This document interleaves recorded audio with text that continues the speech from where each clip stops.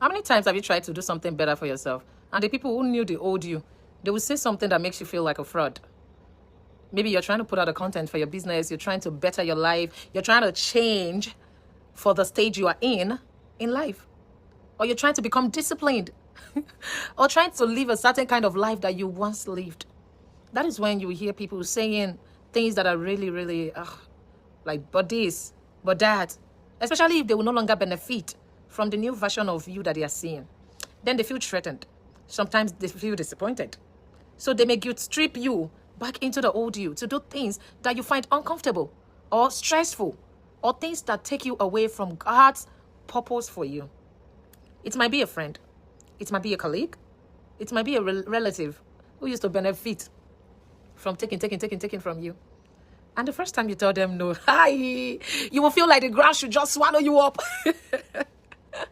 You feel like you offended them. But listen, guilt is not always a bad thing. Yes, sometimes guilt comes with a conviction that God is showing you that something is genuinely wrong and it needs correcting.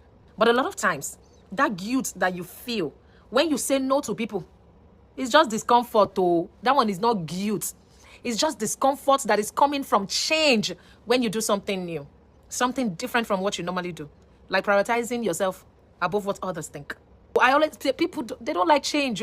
They are used to that one who always says yes, yes, yes to them at your own detriment.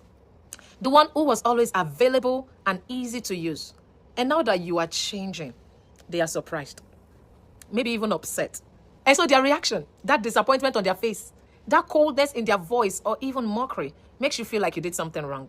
But guess what? You did not. You did nothing wrong.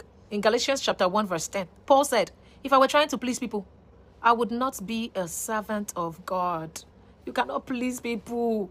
So instead of going back to change your mind because of guilt, convince yourself first that that choice you are making is the best decision for you. And how do you do this? Pray about it. Then pause to think about how it may affect you, whether positively or negatively. Ask yourself if saying yes will draw you closer to God. If saying yes will draw you closer to the person you want to be, or eat into the time that you need for your own growth and the things that matter most to you. If that's the case, then that guilt you are feeling is just discomfort that will eventually go away with time.